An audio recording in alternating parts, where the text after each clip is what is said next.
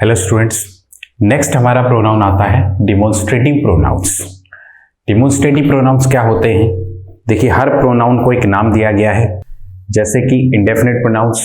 Indefinite pronounce अपने आप में इंडेफिनिट को शो करते थे, इसलिए उनका नाम क्या पड़ गया? Indefinite pronouns. उससे पहले हमने पढ़ा था पर्सनल प्रोनाउंस, जो 3 पर्सन्स का बोध कराते हैं, वो पर्सनल प्रोनाउंस। उसी तरह से डिमॉन्स्ट्रेटिव प्रोनाउंस, इसको नाम दिया गया है डिमॉन्स्ट्रेटिव, और डिमॉन्स्ट्रेटिव बना है डिमॉन्स्ट्रेट से।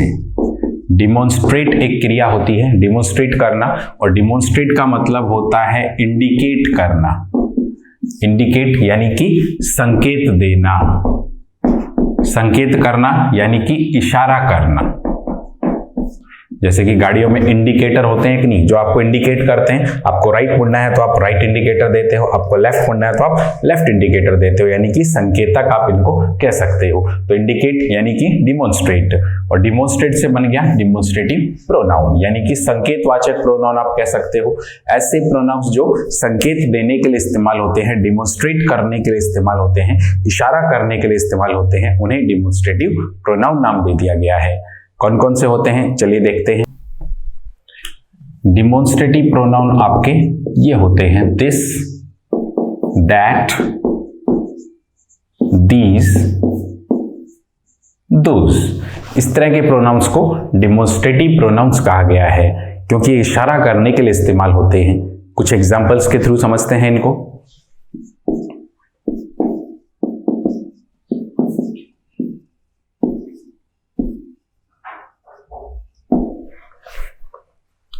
दिस इज माई हाउस, ये मेरा घर है।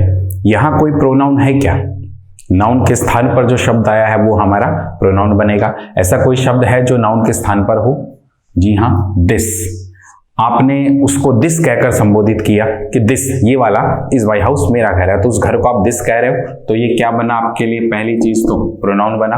और अब ये दिस कहकर आप संकेत दे रहे हो, इशारा ही तो कर रहे हो कि नहीं, दिस, ये वाला, तो अब ये इशारा कर रहा है, संकेत देने का काम कर रहा है, इसलिए इसका नाम क्या पड़ गया? Demonstrative pronoun. एक और एग्जाम्पल देखते हैं।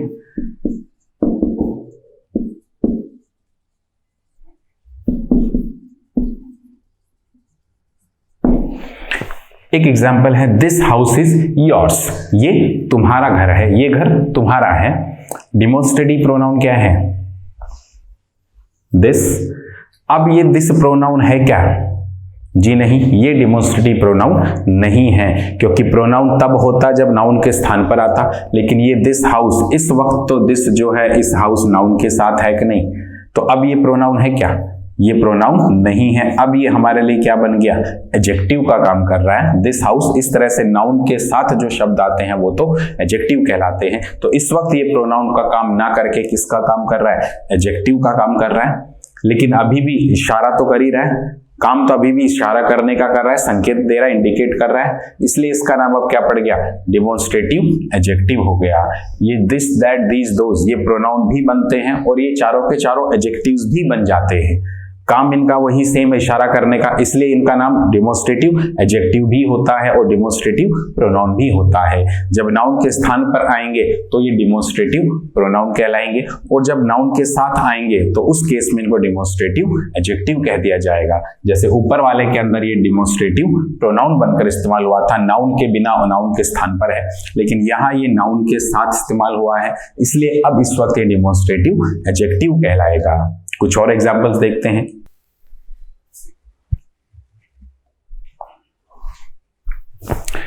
फिर से 2 सेंटेंस आपके सामने हैं।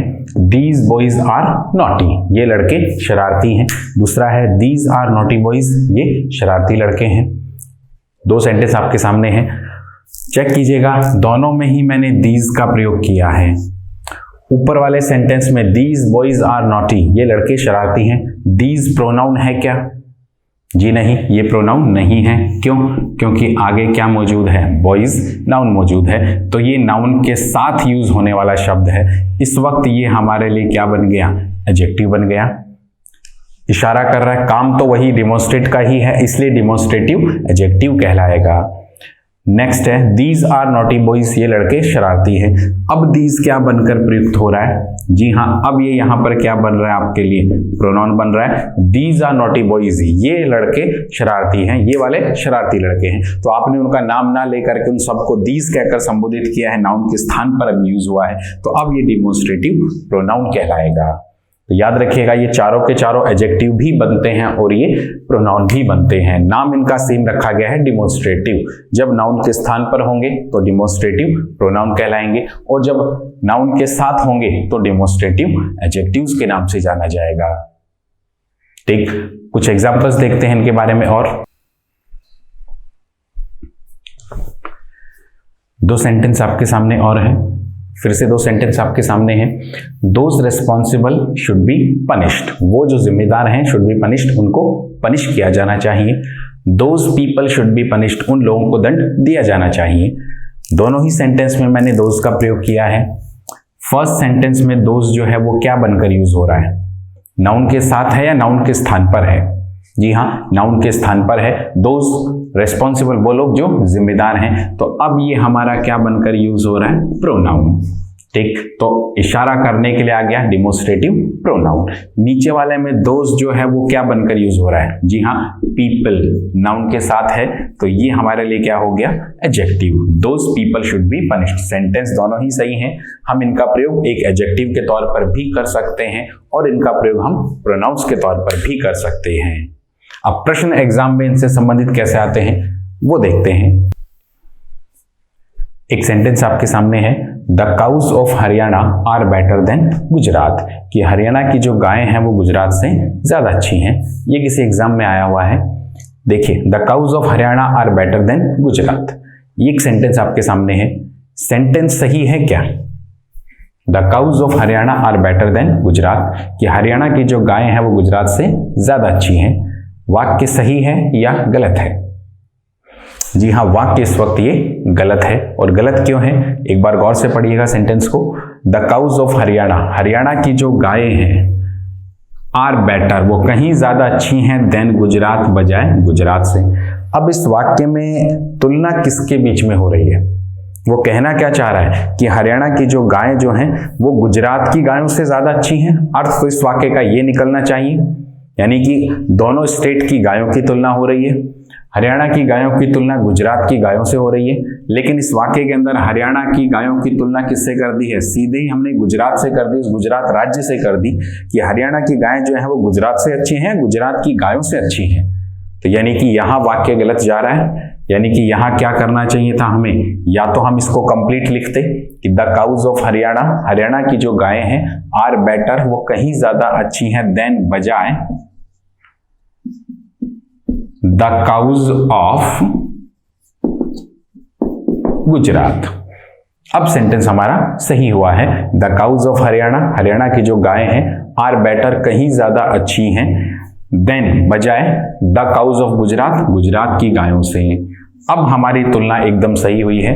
हम हरियाणा की गायों की तुलना किससे कर रहे हैं? गुजरात की गायों से कर रहे हैं। या तो वाक्य को इस तरीके से लिखा जाए तो हमारा वाक्य सही है कि the cows of Haryana are better than the cows of Gujarat. इस वक्त वाक्य हमारा सही है, क्योंकि तुलना गायों में हो रही है तो दोनों स्टेट की गायों की तुलना कर रहे हैं, तो दोनों स्टेट्स का जिक्र करना जरूरी है कि the cows of Haryana are better than the cows of Gujarat. अब दोनों स्टेट्स की गायों की तुलना हो रही है। या तो हम वाक्य को ऐसे सही कर सकते हैं, इस तरीके से सही कर सकते हैं। एक और तरीका है डिमोन्स्ट्रेटिव प्रोनाउंस को इस्तेमाल करने का। हमने बात की थी प्रोनाउंस का इस्तेमाल हम करते क्यों हैं। एक बार अगर नाउन का जिक्र हो गया है तो दोबारा उस नाउन को रिपीट ना करके उसके स्थान पर प्रोनाउन रख दिया जाता है। तो अब यहाँ पे काउज का जिक्र पहले हो गया है। The cows of Haryana, Haryana की जो गायें हैं, आर बेटर, कहीं ज्यादा अच्छी हैं, देन, बजाय, द काउज। तो दोबारा मैं काउज को काउज ना लिख करके मैं इसके स्थान पर प्रोनाउन लिख सकता हूं। मैं इशारा करके कह सकता हूं उन गुजरात वालियों से ज्यादा अच्छी हैं हरियाणा की गायें, ऐसा कह सकता हूं। The cows of Haryana are better than, उन गुजरात वालियों से ज्यादा अच्छी हैं। तो अब द काउज के लिए मैं इशारा करने के लिए प्रोनाउन इस्तेमाल कर सकता हूं। अब वो गायें जो हैं मेरे पास हैं या दूर हैं। देखिए, नजदीक के लिए हम किसका इस्तेमाल करते हैं? दिस और दीज का। इनका हम प्रयोग करते हैं जब कोई चीज हमारे नजदीक होती है। एक वचन में नजदीक है तो दिस, और बहुवचन में नजदीक है तो दीज। और दूरी के लिए हम इस्तेमाल करते हैं दैट और दोज का। एक वचन में दूर है तो दैट वो वाला, और बहुवचन में है तो दोज वो वाले। तो अब ये गायें हमारे पास हैं या दूर हैं? जी हाँ, दूर हैं। तो हम ये इशारा करने के लिए किसका इस्तेमाल कर सकते हैं? दैट और दोज में से बहुवचन के लिए क्या आएगा? दोज। तो मैं द काउज के स्थान पे मैं दोज का प्रयोग करके भी इसको सही कर सकता हूं। मैं कह सकता हूं दोज ऑफ गुजरात, उन गुजरात वालियों से। अब दोज किसके लिए आ रहा है? काउज को ही मैंने दोज कह दिया कि नहीं? तो या तो मैं ऐसा लिख सकता हूं द काउज ऑफ गुजरात, या फिर काउज के स्थान पर मैं क्या कर सकता हूं? दोज ऑफ गुजरात, उन गुजरात वालियों से। क्योंकि नाउन पहले आ चुका है, दोबारा उस नाउन को रिपीट ना करके मैं उसके स्थान पर क्या इस्तेमाल कर सकता हूं? प्रोनाउन इस्तेमाल कर सकता हूं। तो वाक्य इस तरीके से भी आप सही कर सकते हो, the cows of Haryana are better than those of Gujarat, उन गुजरात वालियों से, या फिर the cows of Gujarat.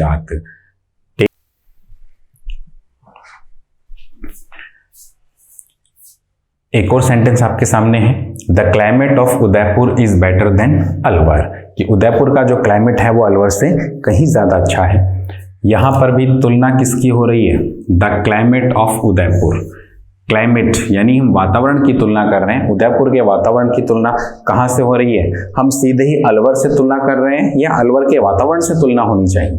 Alwar के वातावरण से तुलना होनी चाहिए, लेकिन वाक्य में सीधी तुलना किससे कर दी गई है? अलवर से कर दी गई है। यानी कि वाक्य हमारा क्या है? यहां पर गलत है। तो हम दोनों के क्लाइमेट की तुलना कर रहे हैं, तो हमें पूरा ही सेंटेंस लिखना पड़ेगा कि the climate of Udaipur is better than, या तो हम ऐसा लिखें than the climate of Alwar. अब हमारा वाक्य सही हुआ है। The climate of Udaipur, Udaipur के वातावरण जो है इज बेटर, वो कहीं ज्यादा अच्छा है, देन बजाय the climate of Udaipur. The climate of Udaipur, Udaipur का जो वातावरण जो है इज बेटर, कहीं ज्यादा अच्छा है, देन बजाय the climate of Alwar, Alwar के वातावरण से। अब हमारा सेंटेंस सही बना है। अब तुलना दोनों के क्लाइमेट की हो रही है। अब हम चाहें तो इसको एक और तरीके से सही कर सकते हैं। क्लाइमेट वातावरण जो कि एक नाउन है, दोबारा इस क्लाइमेट को मैं क्लाइमेट ना कह करके इसके स्थान पर मैं कोई प्रोनाउन रख सकता हूं। मैं कह सकता हूं the climate of Udaipur, Udaipur का जो वातावरण है इस बेटर, कहीं ज्यादा अच्छा है, बजाय उस अलवर वाले से। ये कह सकता हूं। तो क्लाइमेट को मैं इशारा करने के लिए डिमोन्स्ट्रेटिव प्रोनाउन लगा सकता हूं, बजाय उस अलवर वाले से इशारा करके भी दर्शा सकता हूं। तो अब एक क्लाइमेट काउंटेबल है या अनकाउंटेबल नाउन है? वातावरण एक अनकाउंटेबल नाउन है, और अनकाउंटेबल नाउन को एक वचन माना जाएगा या बहुवचन? जी हाँ, अनकाउंटेबल नाउन एक वचन ही माने जाते हैं। नाउन पढ़ते समय हमारी बात हुई थी।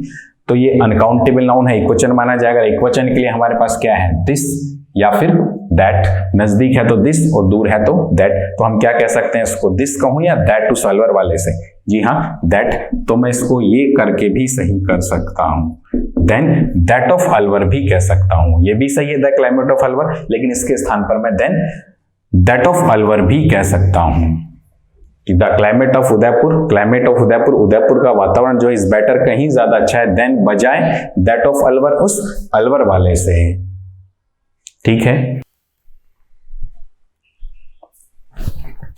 एक और सेंटेंस आपके सामने है, the people of ancient India, प्राचीन भारत के जो लोग हैं, आर मोर सिविलाइज्ड।